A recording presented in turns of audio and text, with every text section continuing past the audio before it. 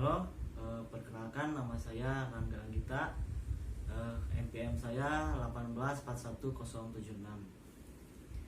Di sini saya akan menjelaskan pengertian atau perbedaan dari distributor dan agen.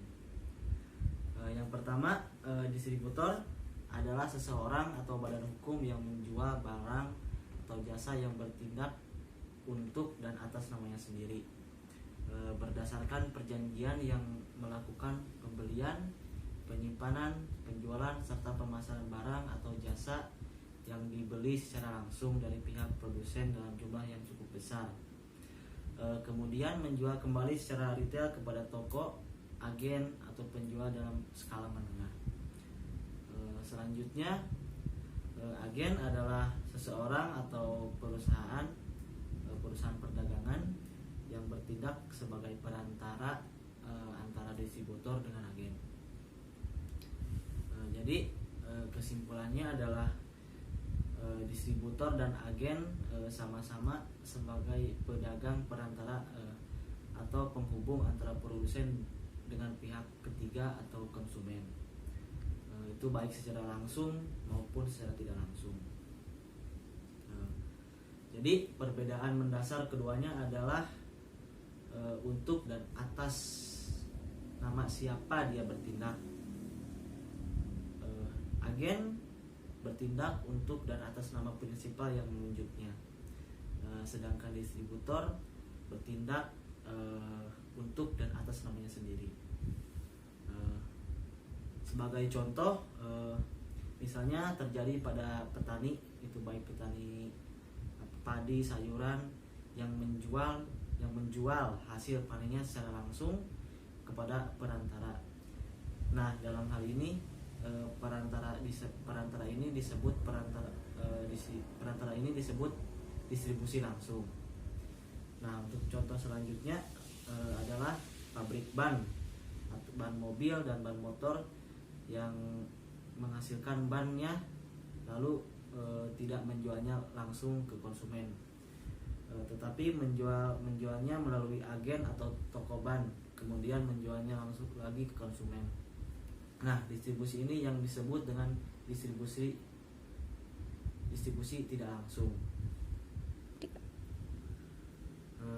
Sekarang perbedaan agen dan distributor. Nah, jadi antara agen dan distributor ini memiliki perbedaan prinsipal dalam hal berikut. Yang pertama, hubungan dengan prinsipal. Jadi seorang agen akan menjual barang atau jasa untuk dan atas nama pihak prinsipalnya, sementara seorang distributor bertindak untuk dan atas namanya sendiri, atau juga disebut independent trader. Yang kedua, pendapatan perantara. Pendapatan perantara ini bisa disebut pendapatan agen berupa komisi dari hasil penjualan barang atau jasa kepada konsumen. Sementara bagi distributor, pendapatannya berupa laba dari selisih harga beli atau dari prinsipal dengan harga jual kepada konsumen. Lalu yang ketiga ada pengiriman barang. Dalam hal keagenan, barang dikirim langsung dari prinsipal kepada konsumen. Sedangkan dalam hal distribusi, barang dikirim kepada distributor dan baru dari distributor dikirim kepada konsumen. Jadi dalam hal distribusi, pihak prinsipal bahkan tidak mengetahui siapa konsumen itu. Nah, yang terakhir, pembayaran harga barang. Pihak prinsipal akan langsung menerima pembayaran harga dari pihak konsumen tanpa melalui agen. Sedangkan dalam hal distribusi, pihak distributorlah yang menerima harga bayaran dari konsumen.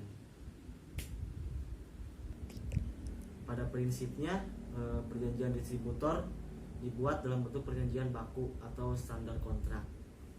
Perjanjian baku adalah bentuk perjanjian yang disetujui para pihak yang lazimnya telah berbentuk formulir